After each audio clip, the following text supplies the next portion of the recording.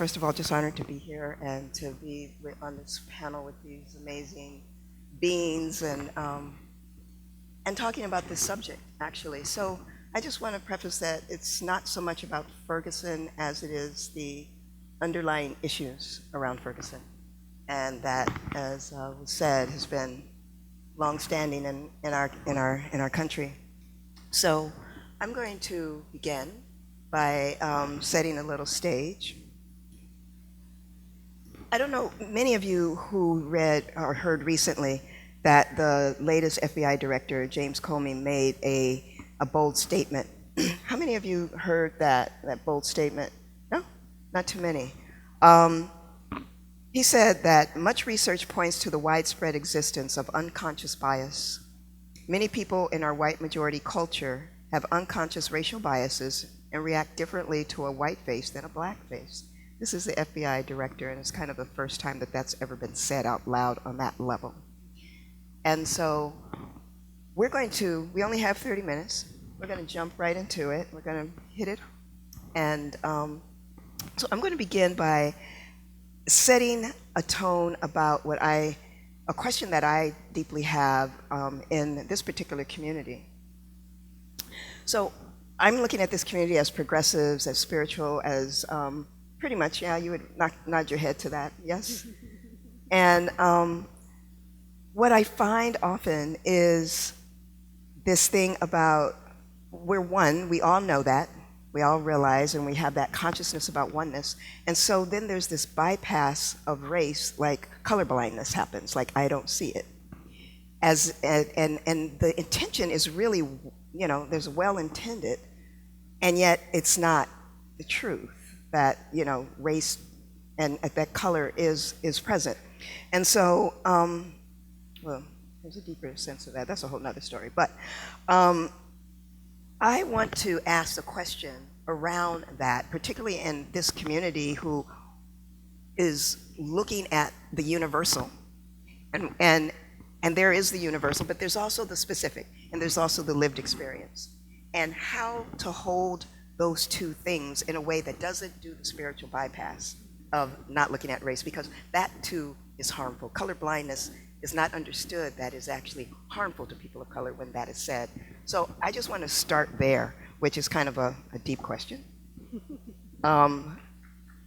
Thank you.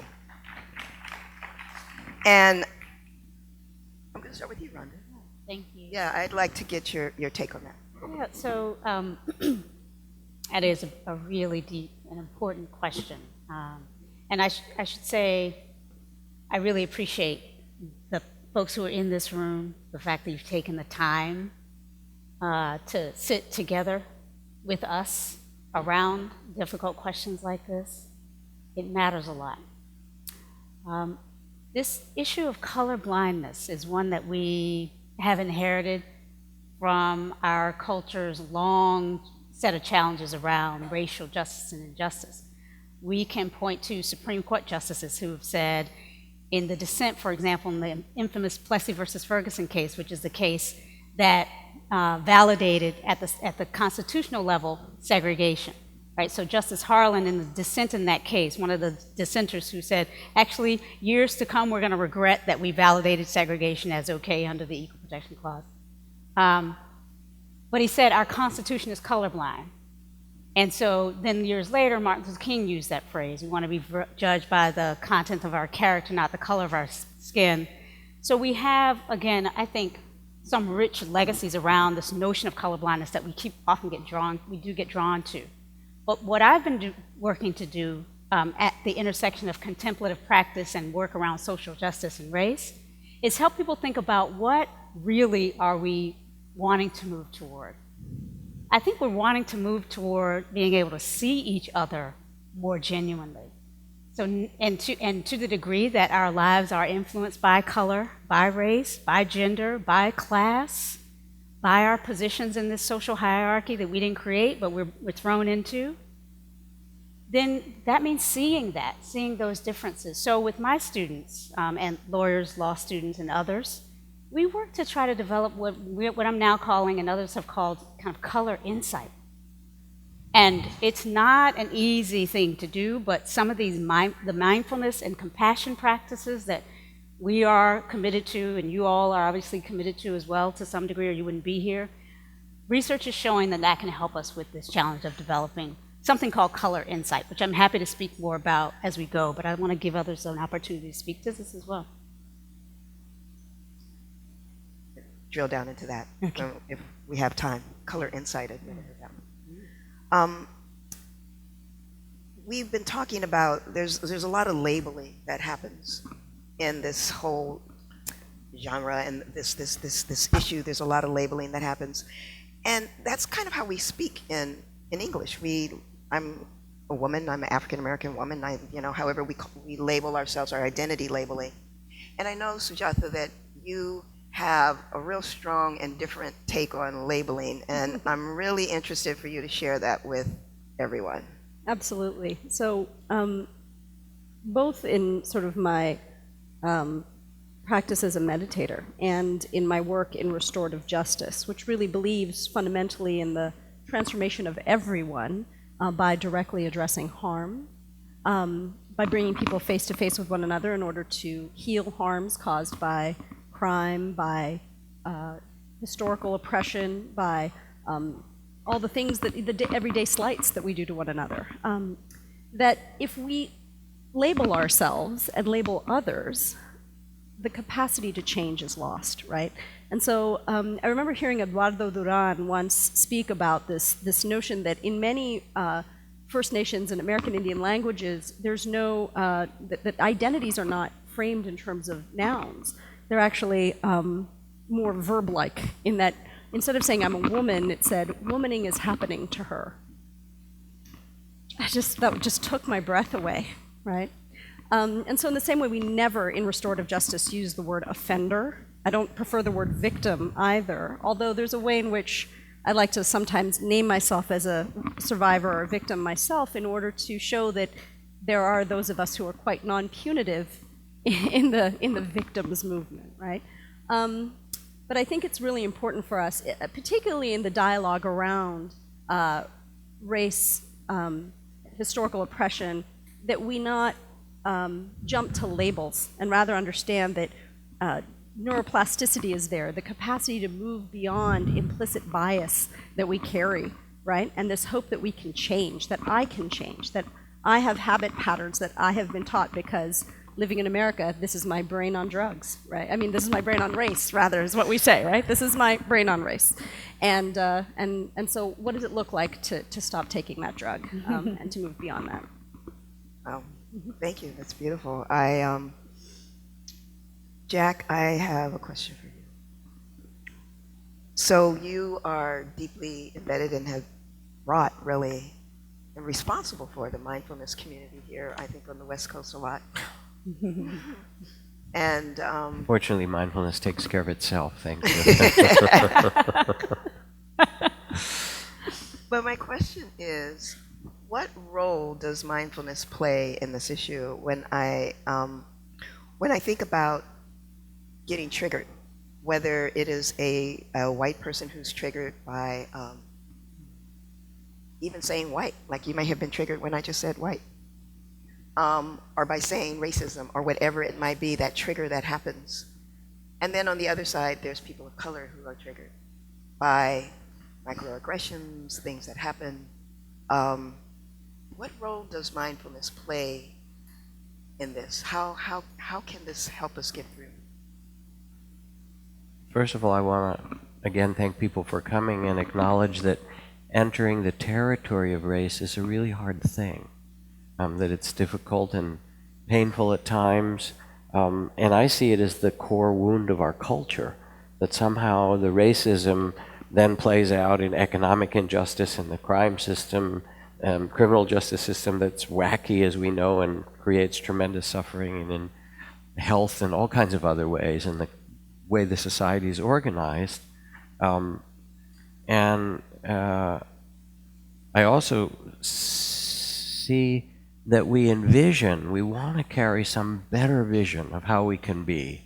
You know, that line from Langston Hughes where he writes, "Let America be America again, the America she never was." that somehow we carry that. But what happens is that as we approach these issues, and even those of us who've worked on it for a long time, it's still scary at times. It's still difficult. Am I going to offend somebody? Am I going to do this right? Am I a good person? And then James Baldwin wrote this really interesting line where he says, I imagine that the reason that people cling to hate and prejudice so stubbornly is because they sense that once hate is gone, they will be forced to deal with their own pain. And so we can project it on someone, the enemy du jour. It's the Muslims, or it's the communists, or it's the immigrants, or whatever, because we can't deal with our own insecurity, our own difficulties. So what mindfulness offers us is the capacity to stay present with all the stuff that this conversation brings up. And it will bring up, for various people, anger or guilt, or shame. Am I doing it wrong? Am I a good person? It will bring up fear. It will bring up helplessness. It's such a big problem, racism, slavery for hundreds of years in this culture. What can I do? So it activates all these things that are very difficult to be with. And the first step is to somehow allow the holding with compassion and mindfulness together, that we can be present for all this that gets activated in us. Take a breath and say, this is part of humanity. We were born into a racist society and everybody's touched by it. It's in us, and therefore we have to actually acknowledge the way that it is. And only then, when we've done that, the trauma, whichever part of it you're in, then you can get curious and you can get quiet and you begin to say, well, here it is, and is there something that's calling from my heart to respond? And sometimes it's just the smallest response, it's one little drop in the sea, but you start where you are and you realize, oh, there's a possibility of seeing in a new way, of learning to not use the language or use the biases that we've learned. And so your capacity to tolerate the discomfort of this conversation is actually a tremendous gift that you learn from mindfulness, because then you can begin to enter into a real connection with others. Jack, I have a little bit of pushback.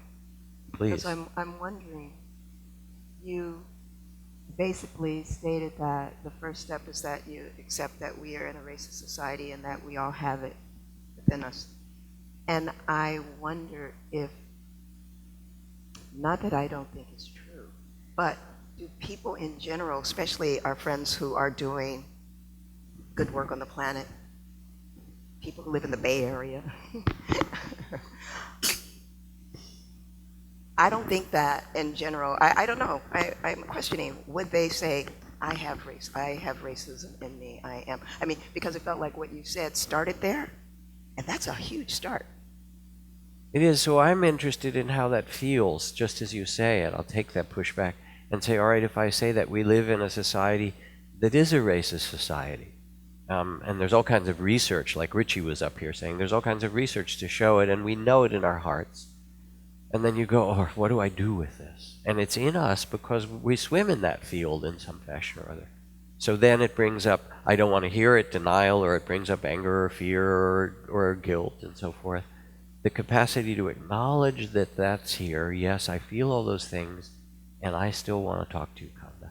I still want to talk to you, Rhonda. I want to have this conversation and learn, Sujatha, from one another and see who's behind these eyes and what your experience is like. And then what can I do, not because I'm supposed to or be a good person, but because we love each other, and because actually that's what's going to save the world in some way. Thank you. This is why we love him. Color insight. What the heck is that? Wow, color insight, right? So it's, I think, the joyful recognition that it actually is by being able to be present to people's actual lived experience, who you are, Konda, where you come from, what your experience has, what richness has brought you here, and the many ways you would describe that in your own words. who Jack is, who Sujatha is, who I am, and who each of you are in this moment, and maybe were, and maybe may become or will become, right? So for me, color insight picks up on what Jack was saying about we begin with where we are with our lived experience, but we recognize that the work of understanding around race and color and gender and all of these isms that have impacted all of us, the work of that is really complex and multi-layered. It begins with who am I in this moment on multiple levels, right? Including the embodied physical level that, again, we didn't choose, but it's our vehicle for moving through the social world. What does that mean? What has that given me in terms of personal experience? What has it given you on the personal level? And what is it like to reflect on that? For some of us, we're comfortable reflecting on these social identity characteristics. For some of us, we're less comfortable. And there are patterns around that. Whites in our society have often not been given much support in really deepening their capacity to both recognize their positionality around race, but also find a positive way to connect with others that recognizes that. So it is about really looking at our particular situations and the suffering that has come from our particularity, but realizing as well through that look, through that sort of difficult look, right, that being able to sit with the suffering, we can connect. We can sort of live our ways into the experience of our wholeness, right? So it's sort of a both-and experience.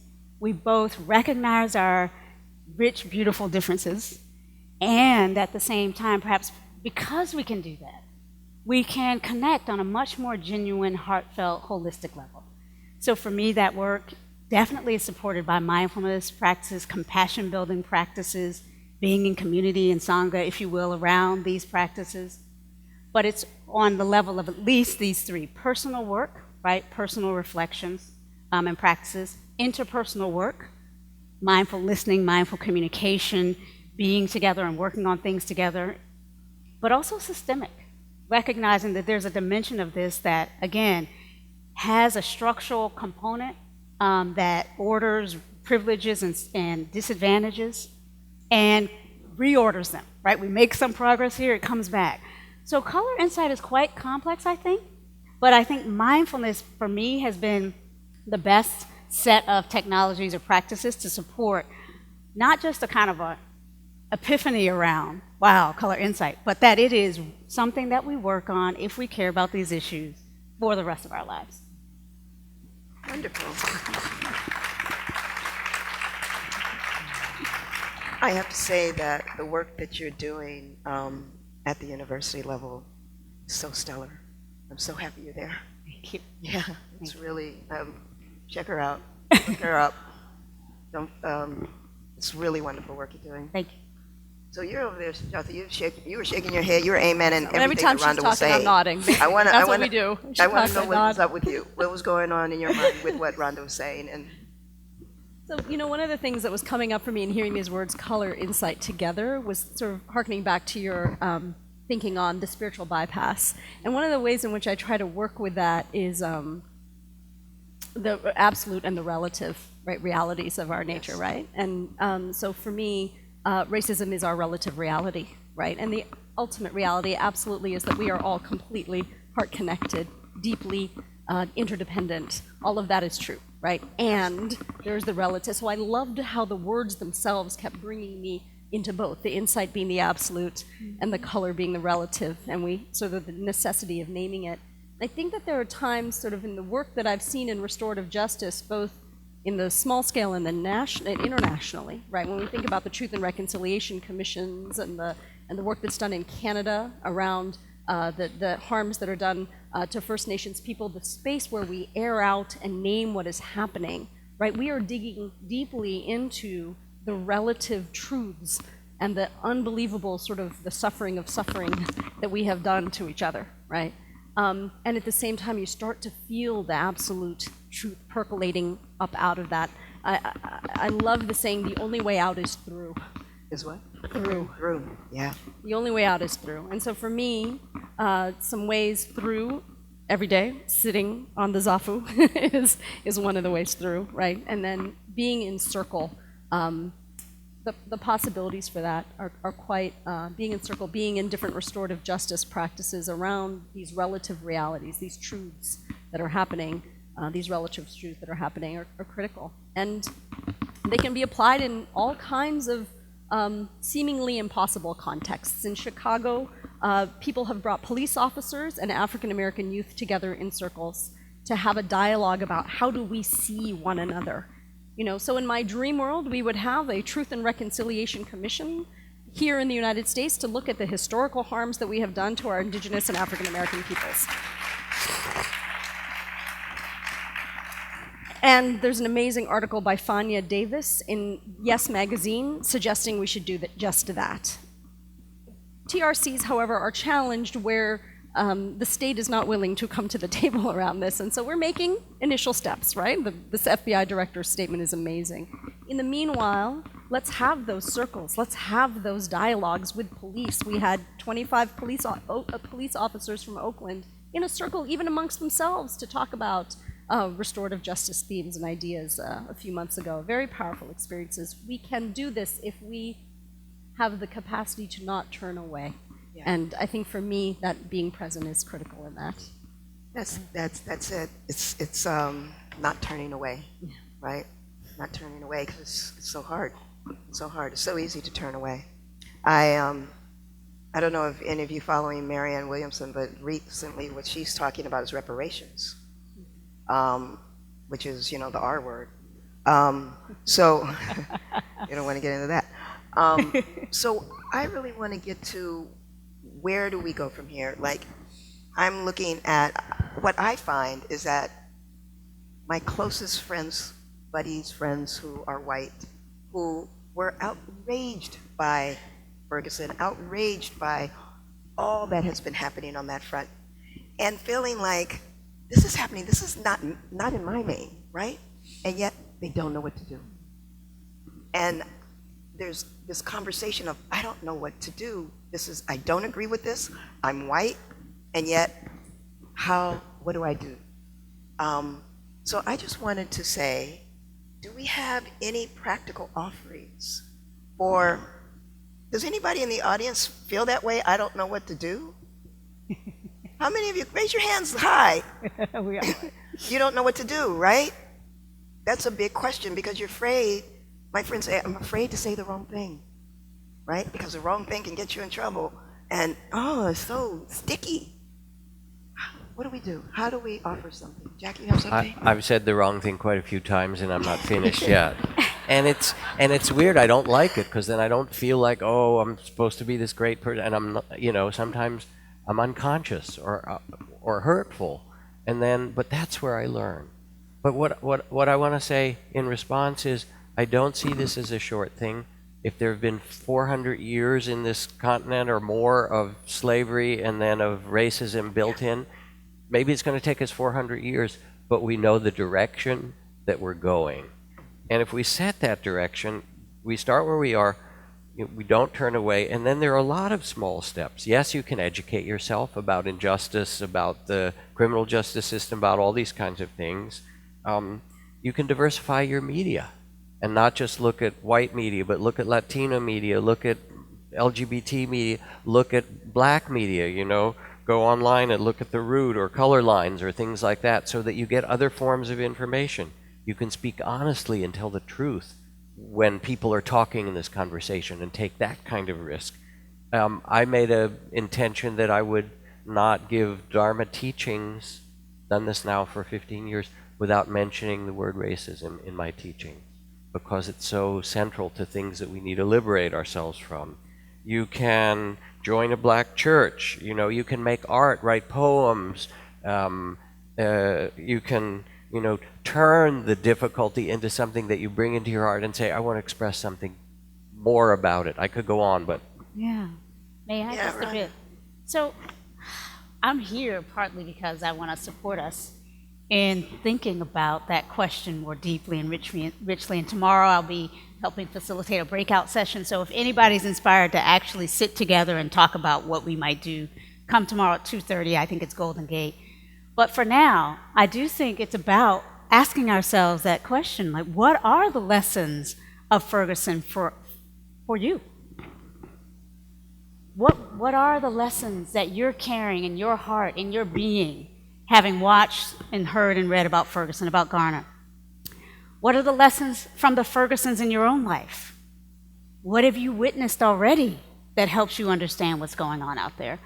What do we know about the Bayview, the Sunnydale, right, Oakland, the places in our own midst where things like this still happen, right?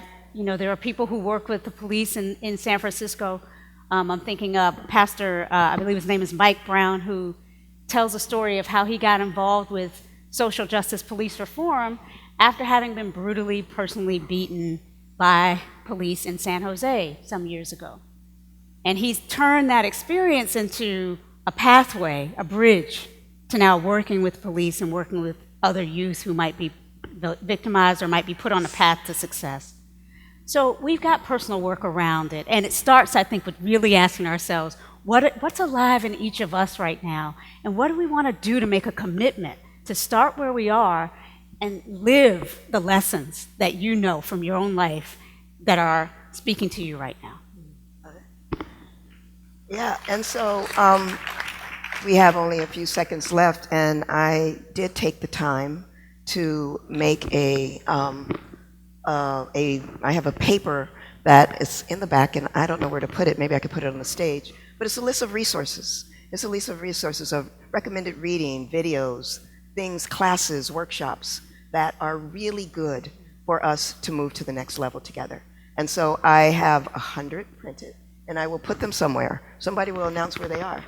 And because they're great. And I just want to thank you all for coming and for staying in this session, not getting up, and really honoring your being here with us, because we couldn't have done it without you. And I really want to thank Soren and Wisdom 2.0 for having this panel today.